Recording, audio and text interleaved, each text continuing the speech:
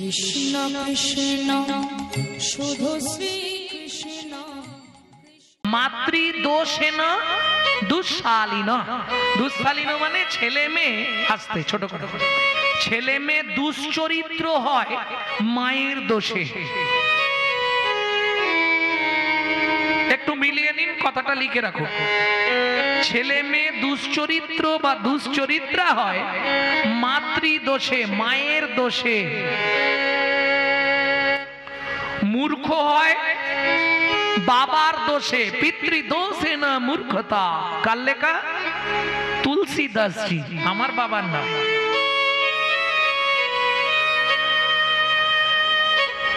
বুঝা গেল? মাতৃদোষে না দুঃশালীন, পিতৃদোষে না মূর্খতা। মূর্খ হয় বাবার দোষে। কার্পণ্য বংশ দোষে না, কৃপণ হয় বংশের দোষে। ও দাদু ছিল কৃপণ, বাপ ছিল কৃপণ, ছেলে হয়েছে কৃপণ। কৃপণ মানে বোঝেন তো? হ্যাঁ গো, এত টাকা হরিনামে কি করবে? সবাই যদি 100 টাকা করে দেয় কত টাকা উঠবে? আমারটা 20 টাকা না, শালা খাবার লোক নেই, টাকায় ঘুম ধরে যাচ্ছে তবু দেবে। ডাক্তারখানায় গিয়ে 20,000 দেবে, হরিনামে 20 টাকা। হ্যাঁ সত্যি বলছি, এরকম অনেক মানুষ আছে, আমার পাড়াতেই আছে। বিশ্বাস করো, আমার পাড়াতেই আছে, কোটি কোটি টাকার মালিক। জীবনে ভিখারিকে ভিক্ষে দেয়নি। আমি ব্রাহ্মণের ছেলে, ওইতে ছুঁয়ে বলে দিচ্ছি, জীবনে কোনো ভিখারি এসে ডেকে ডেকে চলে যায় ভিক্ষা দেয় আমার পাড়াতেই আছে। শালার বাড়িতে কুকুর নেই তবু লিখে রেখেছে কুকুর হইতে সাবধান। আর ভিখারি জানে বাবা গিয়ে কোথা কামড়ি যদি দেয় দরকার নেই আমার ভিক্ষে, তো কুকুর বেঁধে না। এই ধরনের মানুষ পৃথিবীতে কিছু আছে, রাগ করলে হবে না। হয়তো কারো গায়ে বাঁধতে পারে, তাতে আমার কিছু যায় আসে। ভক্তমন্ডলী, ভক্তিমতী মায়েরা, চলুন তাহলে বংশ দোষে না কার্পণ্যতা, কৃপণ হয় বংশের দোষে। আর আত্মদোষে না দরিদ্রতা, নিজের দোষে সে গরিব হয়, ওটা কারো দোষ নয়। বুঝে গেল? এইবার এগিয়ে চলুন ভাই, আমি একা যাব না, হরিদাস ঠাকুরকে সঙ্গে নিয়ে নিত্যানন্দ প্রভু হরিনাম দিতে যাবে। পিছন থেকে মহাপ্রভু ডেকে বলছে, দাদা শুনে যাও। কি? যারা নিত্য নিত্য হরিনাম শোনে, যারা হরিনাম করে, যারা হরিনাম ভালোবাসে, তাদেরকে দেবার দরকার নেই। মানে তেলো মাথায় তেল দেবার দরকার নেই, পারলে রুখু মাথায় তেল দিও। বুঝলেন না? যারা হরিনাম হলে ঘরের দরজা বন্ধ করে দেয়, যারা হরিনামে সমালোচনা করে, হ্যাঁ আপনাদের এখানটা কেমন আমি জানিনি, বহু জায়গায় দেখবেন পাড়ায় হরিনাম হচ্ছে, আর একটু দূরে গিয়ে কি পাশের পাড়ায় দেখবেন তাস পেটা চলছে। এই তো হিন্দু জাতি, ঠিক মন্দিরের পাশ দিয়ে চলে যায়, ভগবানকে একটা প্রণাম করে না, হিন্দু জাতির কলঙ্ক। আজকে একটা মুসলমানের ছেলে যদি জুম্মা বার হয়, সেখানে ঘড়ি দেখে কতক্ষণে সময় হবে, সবার দোকান চালাতে চালাতে ফেলে দিয়ে দৌড়াচ্ছে। হ্যাঁ, তারা কথা শুরু করার আগে আল্লাহ দোহাই দেয়, সালাম আলাইকুম, ওয়ালাইকুম সালাম। আর হিন্দুদের দেখা হলে, আরে যুগলদা কোথা গেছলে, একটা বিড়ি দাও, শালা লজ্জাও করে না। ভাবা দরকার এগুলো। আজকে হিন্দু ধর্মটা নষ্ট হচ্ছে। আমি এর আগের ইউটিউবে বলেছিলাম, হিন্দুদের চরম শত্রু হিন্দুরা নিজেরা। আজকেরা বুঝতে পারছে না কি ঘটছে। একদিন চোখ থেকে ছটছর করে জল পড়বে, যেদিন পায়ের তলার মাটিটা সরে যাবে, বাড়িতে মা বোনেদের রাখতে পারবে না, যেদিন আসছে। এখনো সাবধান, এখনো নিজের ধর্মকে নিজে চেনো, নিজের ধর্মকে বাঁচিয়ে রাখার চেষ্টা করো। ওই না বলাই ভালো, ওই সব কীর্তনিয়াদের মতো ঘাট নাড়া কলেজেও নি।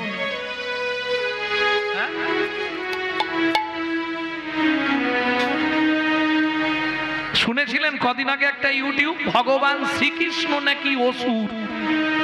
হ্যাঁ রে শালা, ভগবান কৃষ্ণ যদি অসুর হলো, তোর নামের পাশে অসুরকে নিলি কেন? লজ্জা করে না? তোর তো নাম আলাদা কিছু ছিল। সূর্যকান্ত নস্কর, সে হয়ে গেল দীনকৃষ্ণ ঠাকুর।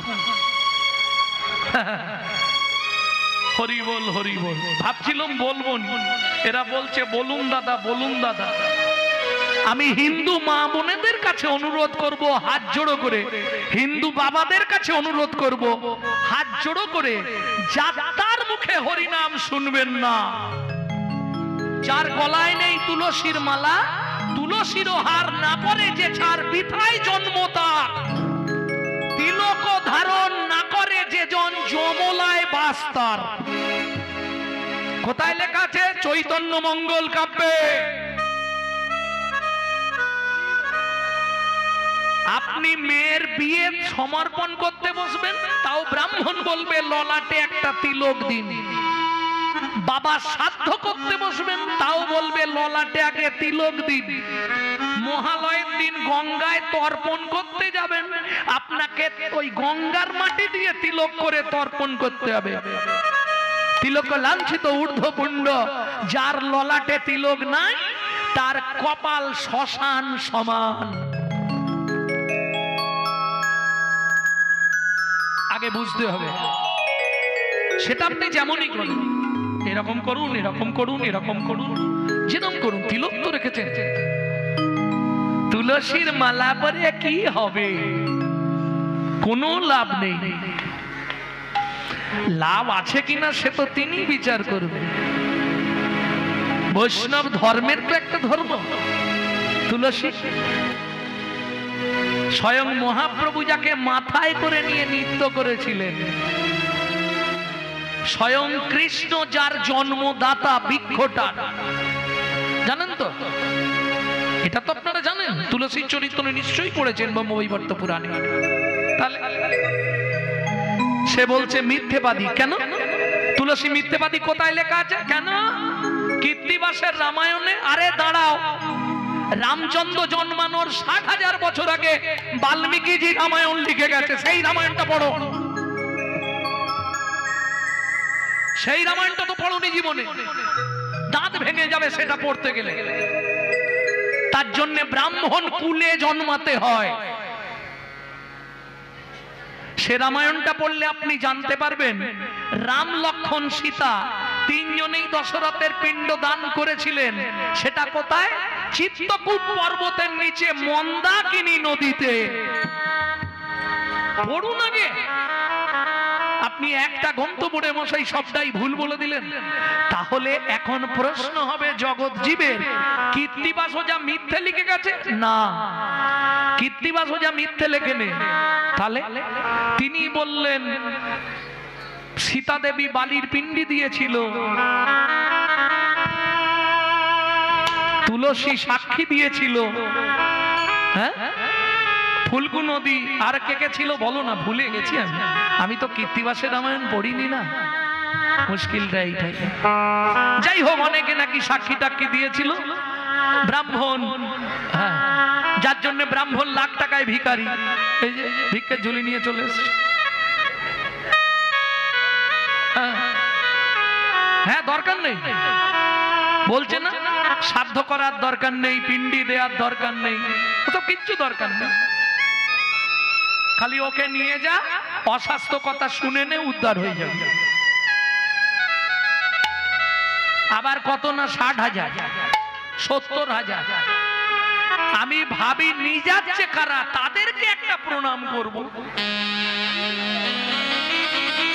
তারাও কি গণ্ডমূর্খের দল? তারাও কি স্বাস্থ্যগ্রন্থ কিছু পড়েনি? তুই যদি ভগবানকে না মানিস, তোর বাবাকে মানবি কি করে? মা বলে দিয়েছে এটা তোর বাবা, মেনে নিতে হয়েছে। কি আমি তো দেখিনি কোনটা আমার বাবা।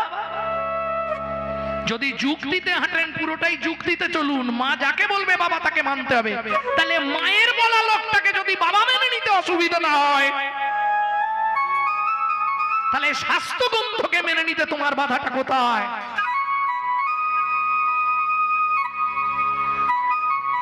ভক্তমণ্ডলী, ভক্তিমতী মায়েরা, আমি জানি কথাগুলো কানে পৌঁছালে এর বিনিময়ে আবার কিছু হবে, তবে আমি তৈরি আছি স্বাস্থ্য গ্রন্থ নিয়ে, যেদিন যেখানে দরকার হবে ডেকে নিলেই আমি চলে যাব, কোনো অসুবিধা নেই, বসুন। কিন্তু আমি ওই বলেছি যে গ্রন্থ অবিকল পাওয়া যায় সেই গ্রন্থের নাম বলো। এমন গ্রন্থের নাম বলে দিব আমার দাদু মনে হয় পড়েনি, কারণ আমার 7 পুরুষ কীর্তন জগৎ, দাদুর দাদু থেকে কীর্তন, এটাও ইউটিউবে আপনারা শুনেছেন। কারণ আমার দাদুর দাদুর লেখা একটি গান আমি ইউটিউবে ছেড়েছিলাম, ওমর ময়না পাখিরে রাধা কৃষ্ণ বল। 7 পুরুষের কীর্তন চলছে। হ্যাঁ, আবার পরবর্তী তৈরি হচ্ছে একটা, হ্যাঁ আমারই একমাত্র সম্পদ, ও 1 পিস করে তৈরি হবে এই বংশে। প্রেম সে বলো চৈতন্য মহাপ্রভু কি। যাই হোক, অনেকটা সময় সব এদের আলোচনা করে কেটে গেল, আসল তত্ত্বে চলুন ফিরে যাই। তাহলে নিত্যানন্দ প্রভু শিবাস ঠাকুরকে নিয়ে হরিনাম দিতে যাচ্ছে, তাই তো দাদা? ওই রুখু মাথায় তেল দিও, তেলো মাথায় তেল দিও না। কেন? বাজারে দেখবেন তেলো মাথায় তেল দেবার লোক অনেক, যদি আপনার পয়সা থাকে সবাই জিজ্ঞেস করবে কিরে কেমন আছিস। এটা আমাকে দিয়ে আমি প্রমাণ পেয়েছি। আমার বাবা যখন মরে মা ফ্যানচি আনতো, আমার ইউটিউব হচ্ছে তো, নালে বলতাম, আমার নিজের লোকেদের কাছে মনে হয় পায়ে ধরতে বাকি রেখেছি। তোমাদের তো অনেক কাজ, একে তাকে ওকে লোককে কাজ দিচ্ছ, আমাকে একটু কাজ দাও না, নালে খেতে না পেয়ে মরে যাবো। বিশ্বাস করুন সেদিন কি কষ্টের দিন গেছে। বাঁ পাড়া থেকে ফ্যানচি এনে নুন গুলে দিত, আমি স্কুল করেছি। তবু আত্মীয় স্বজন পাড়া প্রতিবেশীর রক্তের সম্বন্ধ যারা, তারাও ঘুরে তাকায় না। আর যখন দেখলো 3 তলা বাড়ি হয়ে গেল, বাড়িতে ঢুকতে গেলে 40-45 ফুট হাইটে গোবিন্দ মন্দির হয়ে গেল, এখন জিজ্ঞেস করে কেমন আছিস রে, শরীর টরীর ঠিক আছে তো, একটু ভালো করে থাকিস। কেন? এখন যে থানার ওসিরা আসছে কথা বলতে, বড় বড় নেতারা আসছে কথা বলতে, এখন তাহলে একটা জায়গা হয়েছে। কিন্তু শুনুন, সেদিনেও সেই লোকটা ছিল, আজকেও সেই লোকটা আছে, শেষের দিনেও সেই লোকটা থাকবে। আমার মা বলেছিল জীবনে গৌর গোবিন্দ চরণ ছাড়িস নে বাবা, ওইটাকে ধরে রাখ। মায়ের এখন ক্যান্সার, লিভার ক্যান্সার পেশেন্ট আমার মা, কিন্তু বিশ্বাস করুন 19 বছর বেঁচে আছে। প্রত্যেক দিন 1 লক্ষ করে হরিনাম জপ করে। হ্যাঁ, নামের কি মহিমা আপনি জানতেই পারবেন না। খেতে শুতে বসতে রান্না করতে খালি আমিষ দ্রব্যগুলো রাতার সময় নাম করবেন না, বাকি সব সময় শুধু 16টা নাম 32 অক্ষর গুনগুন করে করে যান। জোরে করতে হবে না, জোরে করলে প্রতিবেশীদের রাগ হবে। হ্যাঁ, জোরে করলেই বলবে আরে বিজয় তোর মাকে রাঁচি নিয়ে যা, পাগলা হয়ে গেছে, ভিট ভিট ভিট ভিট করে বকছে। হ্যাঁ গো, সত্যি বলছি। যখনই সময় পাবে গুনগুন গুনগুন করে নাম করে যাবে। নাম করতে করতে নাম করতে করতে কি হবে? এই নাম করতে বেশি দিন নাম করলে কি হয়?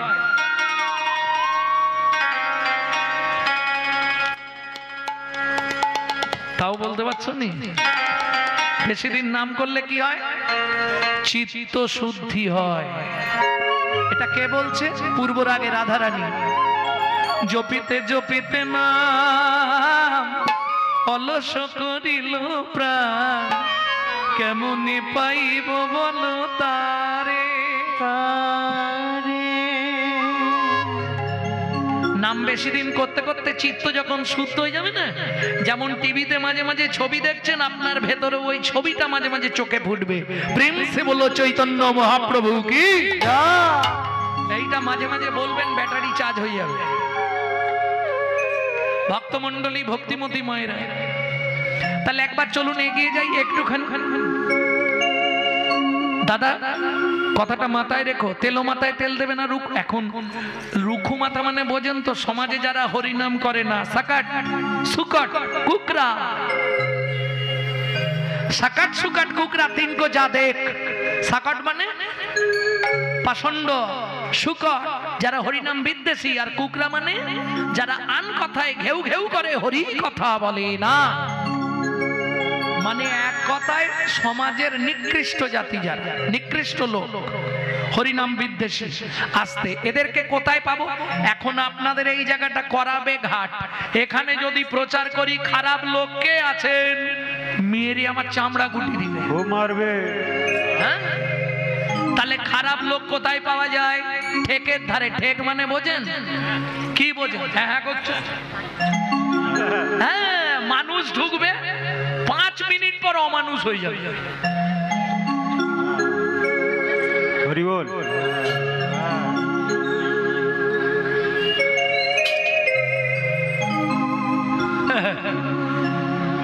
ভক্তমণ্ডলী, ভক্তিমতী মায়েরা, এখন 2 জন চললেন হরি নাম দিতে। এইবার চলুন ঠেকের ধারেই যাবো, ওইখানেই পার্টিদের নাম দেবো। হ্যাঁ তাই ভক্তমণ্ডলী, ভক্তিমতী মায়েরা, আরে এ কি ঠেক দেখছো? সে ঠেক দেখলে তোমার চক্ষু চড়ক গাছ হয়ে যাবে। 2 ভাই প্রত্যেক দিন 80 হাঁড়ি করে মদ খেত। ছবির মা কপালে হাত দিয়ে দিয়েছে, আমাদের কথায় এক বোতলকে উল্টে যায়। 80 হাঁড়ি কোথায় লেখা আছে? চৈতন্য ভাগবতে বৃন্দাবন দাস ঠাকুরের কলম আছে, যাত্রার নয়, স্বয়ং মহাপ্রভুর অংশ কলাভূত বৃন্দাবন দাস ঠাকুর। তবে সেখানে আবার বলছি, মদ বলে বলা নেই। 80 হাঁড়ি খাইতো সুরা জগাই আর মাধাই। নিতাই গৌর হরিব হরিব। এইবার চলুন, নিত্যানন্দ প্রভু চললেন কাকে নিয়ে? এত শুনি নিত্যানন্দ হরিদাসে লইয়া, এত শুনি নিত্যানন্দ হরিদাসে লইয়া, ওগো ব্রহ্মার দুর্লভ প্রেম দিলে নজাচিয়া, দুর্লভ প্রেম দিলে নজাচিয়া, বলি ভাসালো ভাসালো ভাসালো, ওগো ভাসালো ভাসালো, ভাসালো ভাসালো, হরি নাম প্রেমের বন্যায় জগৎ ভাসালো ভাসালো। প্রেমের বন্যায় দেখো উঁচু নিচু যত ছিল, প্রেমের বন্যায় নিতাই গৌর হরি। উঁচু নিচু যত ছিল, প্রেমের বন্যায় জগৎ উঁচু নিচু যত ছিল, প্রেমের বন্যায় জগৎ ভাসালো ভাসালো, ভাসালো ভাসালো। জয় রাধে। এইবার চলুন, গিয়ে দাঁড়িয়েছে, কি বললো কি বললো এটা তো আমরা শুনতে পাইনি। কি বললো? মাথায় কলসির কানা দিয়ে মেরে কপালটা ফাটানো। ভালো করে শুনবেন, কোথাও বলা নেই জগাই মাথায় 80 হাঁড়ি মদ খেত। সুরা, সুরার মদ এক কিনা এটাও আমি জানি না। আমি যেটা জানিনি বলে দেওয়া ভালো, তাই না? তবে শুনেছি সু মানে ভালো, রা মানে কথা। ভালো কথাকে বলা হয় সুরা। পৃথিবীতে ভালো কথা কি বললে কৃষ্ণ কথা কথা, গৌর কথা কথা, বাকি যত কথা আছে ব্যথা আর বৃথা। হরি বল। ভক্তমণ্ডলী, ভক্তিমতী মায়েরা, আচ্ছা ধরুন আপনাদের সঙ্গে আজকে আমার পরিচয় ঘটেছে, মোটামুটি মুখ চেনা হয়েছে। কালকে কাউকে আপনাদেরকে রাস্তায় দেখলাম, দিদি কোথায় যাচ্ছেন? একটু মেয়ের বাড়ি যাব। হরিনাম করতে করতে যান। যা রোদ উঠেছে, যদি সানস্ট্রোক হয়ে যায় তবু নাম করতে করতে মরা যাবে, আর নাম করতে মরলেই কৃপা হয়ে যাবে। আপনি আমাকে ঠাস করে এক চড় মেরে দেবেন? এটা কি হতে পারে? এটা হয় কি? কোনোদিন হবে না। কি বাবা? তাহলে নিত্যানন্দ প্রভু নিশ্চয়ই কিছু খারাপ কথা বলেছিল, যার জন্য মাথায় কপালটা ফাটিয়ে দিল। একটু আগেই বলছিলাম না, ওরে রসনা, পাপ কোনদিন বাপকে ছাড়ে না। বলবো একটু, সময় আছে তো? নিত্যানন্দ প্রভুর মতো মানুষ কি পাপ করেছিল? তার কপালটা ফেটে ছটছর করে রক্ত, তাকেও পাপ গ্রাস করে নিল। যা তুমি করবে সব লেখা থাকে, ফেরত তোমাকে পেতেই হবে। কি কাঁদালে কাঁদিতে হয়, এ কথাটা মিথ্যা নয়। সেদিন কাঁদিয়েছো, আজ কাঁদো। সেদিন একটু মেরেছিলে, সেলাই হয়নি, আজকে এমন দিয়েছে 14টা সেলাই। আরে সুদ বাড়বে না, টাকা যেমন বাচ্চা পেড়ে, যারা ওই একবার দেয় বারবার নেয়, মানে বোঝেন তো, বাড়ে তো। হ্যাঁ, বাজে কথা বলো না, ওসব বলতে নেই। তোমার বিপদে তো দিয়েছে। যাই হোক, একবার দেয় বারবার নেয়, এটা বলে দিলেই বুঝে যাবে সব। ঠিক তেমনি তুমি যদি এইটুকু পাপ করেন, ভালো করে বুঝে নিন, ধরুন 2 পয়েন্ট পাপ করেছে, 2 পয়েন্ট, ওটা কিন্তু আস্তে বাড়তে বাড়তে বাড়তে বাড়তে 20 পয়েন্টে গিয়ে দাঁড়িয়ে যাবে। যখন তোমার পাপের ঘোড়াটা 20 পয়েন্ট পূর্ণ হয়ে গেল, এইবার তোমাকে দিয়ে দিল, যা নিয়ে নে। একটু বুঝে নিলেই হবে। চলুন, নিত্যানন্দ প্রভু কি পাপ করেছিল, তার কপালটা ফাটলো কেন, এটা বলে দিই নাকি? কি গো, বলবো এটা? কি হলো, চলে যাবে এক্ষুনি? আচ্ছা যাও। ভক্তমণ্ডলী, ভক্তিমতী মায়েরা, বনভ্রমণ করতে করতে একটি মেয়ে একটি ছেলেকে দেখে এগিয়ে গেছে। কি হয়েছে? এই, আরে লোকজন আছে, তুমি এরকম কাছে এগিয়ে আসছো কেন? বলে তোমায় দুটো কথা বলবো। কি বলবে বলো? বলে দেখো, তোমাকে আমার না দেখে খুব ভালো লাগছে। আচ্ছা, ভালো লাগছে তো লাগতেই পারে, আমাকে দেখে তো অনেকেই ভালো লাগে, তাতে কি হয়েছে? বলে আমি তোমাকে বিয়ে করব। তুমি সত্যি বিয়ে করে? বলে হ্যাঁ। বলে দেখো, জীবনে কোনোদিন বিয়ে করিনি, প্রথম করব। তুমি বলো বিয়ে কি করে করতে হয়? এই বোকা, শোনো না, আমি সিঁদুর কৌটো চুরি করে এনেছি। সিঁদুরটা বার করব, চোখটা বন্ধ করে দাঁড়াবো, তুমি আমার কপালে একটু আর সিঁথিতে একটু লাগিয়ে দেবে, তারপরেই তুমি আমার স্বামী, আমি তোমার স্ত্রী। বলে দেরি করে লাভ নেই, চোখ বোঝাও, সিঁদুর দাও। তোমার দাদাকে বিয়ে করবো বলেছিলাম, শুনলাম তোমার দাদার বউ আছে, এখন তোমাকেই বিয়ে করবো। বলে দেখো, সত্যি বিয়ে করবে তো? বলে হ্যাঁ গো। বলে তাহলে চোখ বুঝাও, দেরি করো নি। লোকজন এসে যাবে, দরকার নেই, আমি সিঁদুরটা লাগিয়ে দিই, চোখটা বন্ধ করো। এ তো মেয়েটা একবারে আনন্দে অস্থির, সিঁদুর করবে।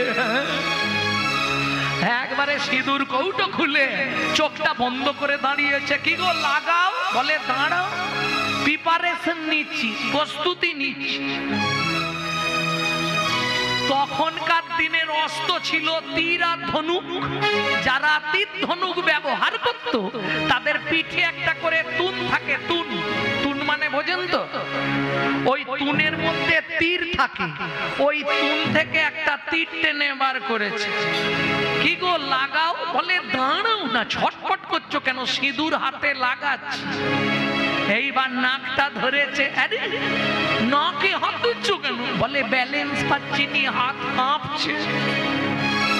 নাকটা ধরে তীরের ফালা দিয়ে ঘ্যাঁচ করে নাকটা কেটে মাটিতে, ছচ্ছর করে রক্ত। দাদা বাঁচাও, দাদা বাঁচাও, দাদা বাঁচাও। মেয়েটা দৌড় দিল, রাবণ বেরিয়ে এলো। শূর্পণখা, তোর নাক কেটে দিয়েছে? দাদা, লক্ষণ আমার নাক কেটে দিয়েছে। দাদা, কাঁদবি না, তুই কাঁদবি না বোন, তোর চোখের জলে আমার লঙ্কা পুরিটা পিচল হয়ে যাবে।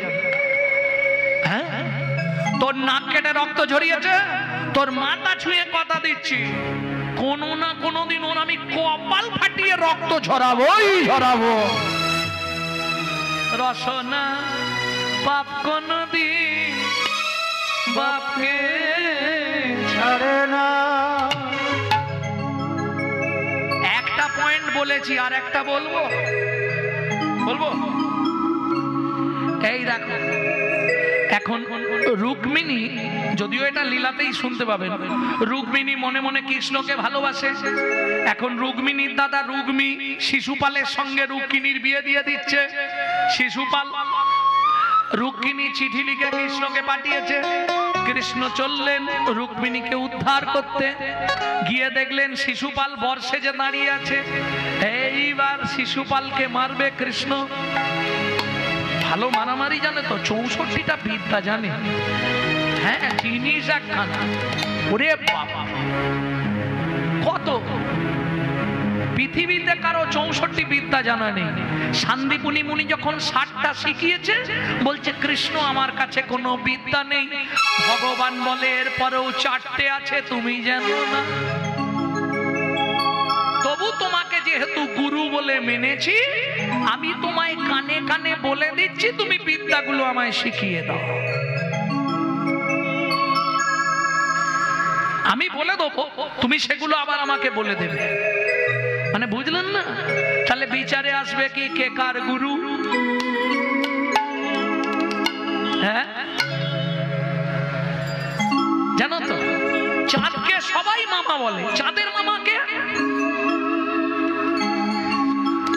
ওসব বলতে গেলে আজকাল লীলা শোনা হবে। ভক্তমণ্ডলী ভক্তিমতী মায়েরা এদিকটা, এই প্লটটাকে শেষ করি। তাহলে চলুন, এইবার শিশুপালকে ভগবান কৃষ্ণ রথ থেকে ঝাঁপ দিয়ে শিশুপালের পিঠের চালে লাথি মারলো, মুখ ঘুমড়ে পড়ে তুলে নেই একবারে, এমন মেরেছে গো বেচারা করে, একবারে দড়ি দিয়ে বেঁধে রথের চাকায় টানতে টানতে নিয়ে যাচ্ছে। আস্তে বলাই দাদা কার মুখে শুনেছে কৃষ্ণ মারামারি করতে গেছে, আর বলরাম দাদার প্রাণ হচ্ছে কৃষ্ণ। প্রাণ চলে যা, কৃষ্ণকে ছাড়া থাকতে পারবে না। হরে শ্রীরাম, কানাই কোথায়? বলছে মারামারি করতে গেছে। হ্যাঁ, দাঁড়া। বলাই দাদার অস্ত্র কি? হ্যাঁ, ফালায় শান দিচ্ছি, বুঝতে পারছেন? ফালায় শান দিয়ে নিয়ে যাচ্ছে। যাওয়ার ভাবটি দেখুন, নবনটো বরনীলাম্বর, নবনটবর নীলাম্বর, লম্ফে ঝম্পে आओए, লম্ফে ঝম্পে आओरे, মতে মাতল মুঞ্জর গতি, মতে মাতল মুঞ্জর গতি, উলটি পালটি যাओए, पलटी जाओ हे, উলটি পালটি যাओए, पलटी जाओ हे। সবাই বলতে পারবে কৃষ্ণ ছোটবেলায় কি চুরি করে খেত? বলতে পারবে না? মাখন। বাহ, বেশ ভালো। ক্ষীরসর ছানা মাখন চুরি করে খেত, বেশ ভালো। বলাই দাদাকে কিন্তু নিত না, এটা কি জানো? বলাই দাদা বলে, বড় বলে বলাই দাদাকে নিত না। বলাই দাদা কি চুরি করে খেত সেই সুযোগে? যত ওই আখের গুড় থাকতো বাড়িতে, আখ চাষ হতো নন্দ মহারাজ, আখের গুড় থাকতো, এই আখের গুড় গুলো খেত। আর এটা জেনে রাখো ভালো করে বাচ্চার মা, ছোটবেলায় বাচ্চা যদি গুড় বেশি খায়, একটু জ্ঞান হওয়ার পর ছেলেটা তোদলা হবে। এই গুড় খাস নাকি? একদম খাবি না। হ্যাঁ, বাচ্চারা বেশি গুড় খেলে তোদলা হয়ে যাবে, কিচ্ছু করেন, শাস্ত্রের বিধান। এইবার বলাই দাদা যাচ্ছে, আর কৃষ্ণ তখন রথে করে রুক্মিণীকে নিয়ে ফিরছে। এখন বলাই দাদার চেহারাটা দেখে রুক্মিণী রথের মধ্যে লুকিয়ে বসে গেছে। বলে হাতে যা নিয়েছে যদি এক ঘা দেয় তো ব্যাস। ও তো চুপ করে লুকিয়ে বসে, যে বলাই দাদা চিৎকার শুরু, কাকা কাকা কাকা আনাই, থামা। কৃষ্ণ রথ দাঁড় করিয়ে দিয়েছে। রথের ওপর থেকে গলায় কাপড় দিয়ে ভগবান বলছে, দাদা আমার অন্যায় হয়ে গেছে, আমি তোমাকে না জানিয়ে রুক্মিণীকে গ্রহণ করেছি। এবে এসে কথা বল। কি হল? হ্যাঁ, এবে এসে কথা বল। হাসছো কেন? তোতলার এইভাবেই তো আটকে গেলে কি করবে? হ্যাঁ, এবার কৃষ্ণ নেমে এসছে, গলায় কাপড় দিয়ে বলছে, দাদা আমার ভুল হয়ে গেছে, তুমি আমাকে ক্ষমা করে দাও, তোমাকে না জানি আমি রুক্মিণীকে কি করেছিস আনার দরকার নেই, হাতের চাকায় কাকে বেঁধেছিস? বলে ওই তো শিশুপাল, আমার রুক্মিণীকে নিয়ে পালাচ্ছিল, খোখো খুলে নিয়ে আয় ওকে। কিছু মনে করবেন না তো, তোদলারা রেগে গেলে আর কথা বলতে পারবে না, শুধু হাত পা নাড়বে, খোখো খুলে নিয়ে ওকে। থাক থাক থাক দাদা থাক। এইবার খুলে এনে মাথাটা ভিজিয়েছে, নাঙলের ফালা দিয়ে ঘেরাস ঘেরাস করে টানছে, পুরো ইডেন গার্ডেন করে দিয়েছে। এক জায়গায় ফালাটা বসে গিয়ে ছটছর করে রক্ত, একবারে ছটছর করে রক্ত। হরি বল হরি বল হরি বল। রক্ত ছুঁয়ে শিশুপাল প্রতিজ্ঞা করল, শোনো বলাই দাদা, এ জন্মে তুমি রাস্তার মাঝখানে আমার রক্ত ঝরালে, আগত জন্মে আমিও পথের মাঝখানে তোমার রক্ত ঝরাবো ঝরাবো ঝরাবো। সত্য যুগের জয় বিজয়। ব্রহ্মার 4 ছেলে সনক সনাতন সনত সনত কুমার, 4 জনের অভিশাপে সত্য যুগের শেষ ভাগে জন্মগ্রহণ করলেন। কেমন কি রূপে? হিরণ্যাক্ষ হিরণ্যকশিপু। তেতা যুগে তারাই 2 জন, রাবণ কুম্ভকর্ণ। তারপরে তারাই 2 জন, শিশুপাল দন্তবক্ষ। কলিতে তারাই 2 জন, জগাই মাধা। যার জন্য কোথায় ধরা পড়লো জানেন? এটা যখন ছটছর করে রক্ত পড়ছে, তখনও নিত্যানন্দ প্রভু বলছে, মাধাই রে মাধাই রে, ও তোর ভাবনা কি আর আছে, হরি বল বলে বলে বাহু তুলে আইনে চেনেছে। মাধাই রে, এই দেখ দেখ, মেরেছিস কলসির কানা, তাই বলে কি প্রেম দেব না, না হয় নেশার ঝুঁকে। মাধাই রে, ছেলে কি মারিলে মাথায়, বাপেতে পাবল সম্মুখে দাঁড়িয়ে আছে, ওই দেখ গৌর দয়াময়, ও যে গৌর কৃপাময়। তাহলে বোঝা গেল তো, পাপ কোনদিন বাপকেও ছাড়ে না। শেষ অবধি বলবো, শেষ কথায় গিয়েও এটা বলেই শেষ করবো। তাহলে চলুন ভক্তমন্ডলী, ভক্তিমতী মায়েরা সবাইকে হরিনাম দিয়ে ফিরলেন। কেমন? যে মতি ভাবের গতি তে মত প্রকাশ, যে মতি ভাবের গতি তে মতি প্রকাশ।